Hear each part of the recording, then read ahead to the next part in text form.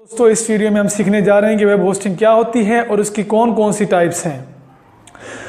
तो आप जब भी ऑनलाइन कारोबार शुरू करते हैं, कोई अपने बिजनेस के लिए या अपनी पर्सनल वेबसाइट्स बनाते हैं, तो आपको उसके लिए वेब के ऊपर जगह की ज़रूरत होती है, जिसको हम कहते हैं वेब होस्टिंग। मतलब अपनी वेबसाइट, अपने डाटा को वेब के ऊपर स्टोर करना और उसको मैनेज करना, ये होती है वेब होस्टिंग। तो इसके लिए डिफरेंट टाइप्स की वेब होस्टिंग अवेलेबल है। डिपेंड करता है कि आपकी वेबसाइट है वो आपकी पर्सनल वेबसाइट है जिस पर आप सिंगल यूज़र हैं, और वो एक स्टैटिक वेबसाइट है जिस पर यूज़र आता है और डाटा को देखता है, तो वो वेबसाइट होती है फिर छोटे लेवल की। इसके बाद आता है आपकी ऑर्गेनाइजेशन है, आपकी कंपनी है, आप उसके लिए वेबसाइट बनाते हैं, तो इसके लिए फिर यूज़र बढ़ जाते हैं, आपके यूज़र्स का डाटा भी आ जाता है उसके ऊपर। यूज़र जो पोस्ट करते हैं डाटा वगैरह, जैसे फेसबुक पे पोस्ट करते हैं यूज़र्स, तो इस तरह फिर आपको होस्टिंग का लेवल बढ़ जाता है और आपको होस्टिंग भी उसी लेवल के मुताबिक लेनी पड़ती है। तो इस वीडियो में हम डिस्कस करेंगे ये सब कुछ कि होस्टिंग आपको कौन सी सिलेक्ट करनी चाहिए और आपकी जो रिक्वायरमेंट्स हैं उनके मुताबिक आपके लिए कौन सी होस्टिंग सूटेबल है। तो शुरू करते हैं वीडियो।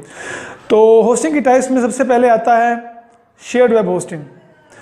शेयर्ड वेब होस्टिंग में क्या होता है कि आपको कंपनी एक वेब सर्वर, सबसे पहले आता है,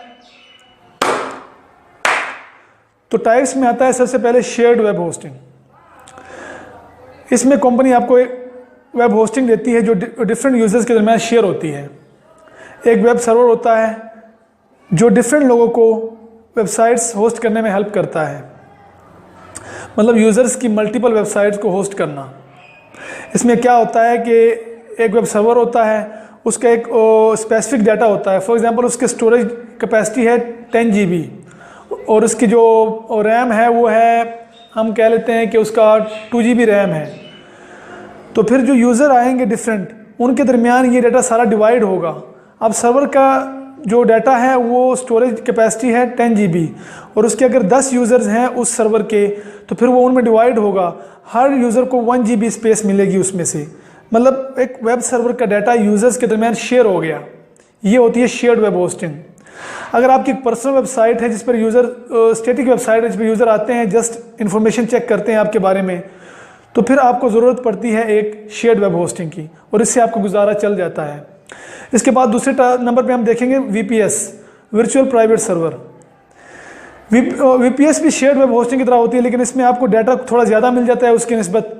इसमें भी डाटा यूज़र्स के दरमियान शेयर होता है एक वेब सर्वर का, लेकिन इसमें यूज़र्स को मिलता है अपना एक ऑपरेटिंग सिस्टम। यूज़र अपना इन्वायरमेंट क्रिएट कर सकते हैं और यूज़र अपना थर्ड पार्टी टूल भी इसमें इंस्टॉल कर सकता है। शेयर्ड वेब होस्टिंग में हम देखें तो यूज़र अपना थर्ड पार्टी टूल इंस्टॉल नहीं कर सकता, लेकिन VPS में आके यूज़र अपना थर्ड पार्टी टूल भी इंस्टॉल कर सकता है सर्वर के ऊपर। तो ये होती है जब आपका डाटा शेयर्ड वेब होस्टिंग से बढ़ जाता है, मतलब आपकी जो कैपेसिटी है उससे बढ़ जाती है, तो फिर आप आते हैं VPS के ऊपर। अब हम आते हैं तीसरे जो है वो है dedicated web hosting. Dedicated web hosting होती है बड़े लेवल पर वेब होस्टिंग। आपका डाटा बहुत ज़्यादा बढ़ गया है, VPS भी उसको कंट्रोल नहीं कर पा रहा है, तो फिर आपको ज़रूरत पड़ती है डेडिकेटेड वेब होस्टिंग की। इसमें एक कंपनी होती है, वो आपको वेब सर्वर डेडिकेट करती है। पूरा सर्वर आपका होता है, उस पर आप मल्टीपल वेबसाइट्स को होस्ट कर सकते हैं। मतलब आपकी 5-6 वेबसाइट्स हैं और आपको उसके लिए एक वेब सर्वर की ज़रूरत है और उस पर बहुत ज़्यादा डाटा आपने स्टोर करवाना है, तो फिर आपको ज़रूरत होती है डेडिकेटेड वेब होस्टिंग की। इसमें फिर आ जाता है मैनेज और सेल्फ मैनेज होता है एक। मतलब जो आपका डेडिकेटेड वेब होस्टिंग है वो कंपनी आपको मैनेज करके देगी। उसमें कंपनी आपको स्टाफ देगा जो आपके डाटा को मैनेज करेगा सारा, उसकी जो देखभाल करेगा सारा। उसके बाद एक होता है आप सेल्फ होस्टेड, आप खुद ही होस्ट करेंगे उसको, कंपनी आपको होस्टिंग दे देगी। उसके बाद आपका अपना ही, आपकी कंपनी के अपने ही बंदे होंगे जो इसको होस्ट करेंगे। तो इसकी ज़रूरत तब पड़ती है जब आपकी ऑर्गेनाइजेशन हो, बहुत बड़े लेवल पे आपके पास यूज़र्स आ रहे हों, तो फिर आपको ज़रूरत पड़ती है डेडिकेटेड वेब होस्टिंग की। इसके बाद हम आते हैं चौथी टाइप पे जो है डेडिकेटेड वेब सर्वर। अब इसमें क्या होता है, इसमें आपके पास वेब सर्वर पूरा होता है। एक कंपनी होती है वो आपको सर्विसेज देती है, वो आपको एक पूरा वेब सर्वर दे देती है कि आप अपनी वेबसाइट्स को इस पे होस्ट करें। वो सर्वर आपके पास फिजिकल फॉर्म में अवेलेबल होंगे। आपके ऑर्गेनाइजेशन के अंदर ही वो होंगे, आपके किसी रूम में वो सर्वर पड़े होंगे फिजिकल फॉर्म में। और इसमें भी आगे 2 टाइप्स आ जाती है, मतलब आप मैनेज वेब सर्वर होते हैं या फिर सेल्फ मैनेज होते हैं। मैनेज होते हैं, कंपनी आपको साथ स्टाफ देती है कि वो जो आपकी जो सर्वर होती है उनको मैनेज करेंगी, उसका डाटा होगा उसको मैनेज करेंगी, स्टोर का डाटा का वो करना जो भी है वो सारे की देखभाल वो कंपनी करेगी। या फिर आप मैनेज और सेल्फ मैनेज करते हैं, आपका अपनी जो कंपनी के बंदे हैं ना वो खुद उसको मैनेज करते होते हैं। तो इसमें इसका फ़ायदा ये हो जाता है कि सर्वर आपके पास खुद पड़े होते हैं और आपकी सिक्योरिटी जो होती है वो उसकी ज़िम्मेदारी आप पे ही होती है जब आप खुद मैनेज कर रहे होते हैं।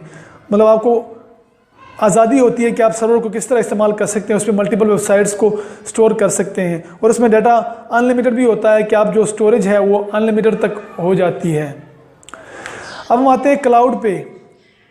क्लाउड होस्टिंग है 5वीं टाइप होस्टिंग की, जिसमें अगर आपका डेडिकेटेड वेब होस्टिंग से भी डाटा यूज़र्स बढ़ जाएं, आपके यूज़र आ रहे हों लाखों एक सेकंड में, मतलब मिलियन तक यूज़र्स हो पर सेकंड, तो फिर आपको ज़रूरत पड़ती है क्लाउड होस्टिंग की।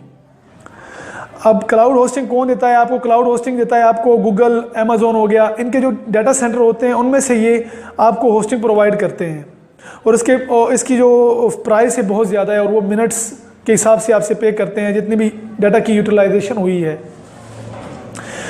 तो अभी जो बाकी डेडिकेटेड वेब सर्वर और जो डेडिकेटेड वेब होस्टिंग है उसमें तो जो गूगल, यूट्यूब वगैरह है वो यूज़ करते हैं इसको, क्योंकि इनका इस डाटा का बहुत ज़्यादा है, यूज़र्स का डाटा, कितना डाटा स्टोर कर रहे हैं, कितनी वीडियोज़ हम अपलोड करते हैं, उनको मैनेज करना होता है उनको। तो फिर आप मेरी पिछली वीडियो देख सकते हैं जिसमें मैंने बताया था कि कैसे आप अपनी वेबसाइट बना सकते हैं। उस वीडियो के स्टार्ट में मैंने वो वेब होस्टिंग और डोमेन नेम रजिस्ट्रेशन के बारे में बताया है, जो आप देख सकते हैं और उम्मीद है वहाँ से आपको क्लियर हो जाएगा कैसे आप अपनी होस्टिंग ख़रीद सकते हैं। मैं नेम चिप का वहाँ पे दिया हुआ है, नेम चिप की सर्विसेज मैं इस्तेमाल कर रहा हूँ खुद, और जहाँ तक मैंने उसका इस्तेमाल किया है मेरे लिए बेस्ट है वो। बाकी आप अपने हिसाब से GoDaddy, नेम चिप, 1&1 और बहुत सारे इस्तेमाल कर सकते हैं। तो यहाँ तक हमारी वीडियो ख़त्म हो रही है अब। तो अभी हमने डिस्कस किया है वेब होस्टिंग के बारे में और आपके लिए सूटेबल वेब होस्टिंग कौन सी है। अब आप डिसाइड कर सकते हैं कम से कम कि आपकी जो वेबसाइट है उसके लिए वेब होस्टिंग कौन सी सूटेबल है। आया कि आप एक पर्सनल वेबसाइट बना रहे हैं जिस पर आप सिर्फ यूज़र आ रहे हैं, आपकी जो पिक्चर वगैरह है, आपका डाटा वगैरह उसको देख रहे हैं, या फिर आपकी एक ऑर्गेनाइजेशन है जिस पे यूज़र आ रहे हैं और अपना डाटा भी डाल रहे हैं, यूज़र का डाटा भी वहाँ पर है, आपका अपना डाटा भी है, तो फिर उसके लिए आपको कौन सी वेब होस्टिंग चाहिए, उसी हिसाब से आप वेब होस्टिंग को सिलेक्ट कर सकते हैं। अब तो आज की वीडियो में बस इतना ही। मज़ीद वीडियोज़ के लिए चैनल को सब्सक्राइब कीजिए। अगर वीडियो अच्छी लगी है तो इसको लाइक करना मत भूलिएगा। अगली वीडियो तक के लिए इजाज़त दीजिए। अब अल्लाह हाफिज़।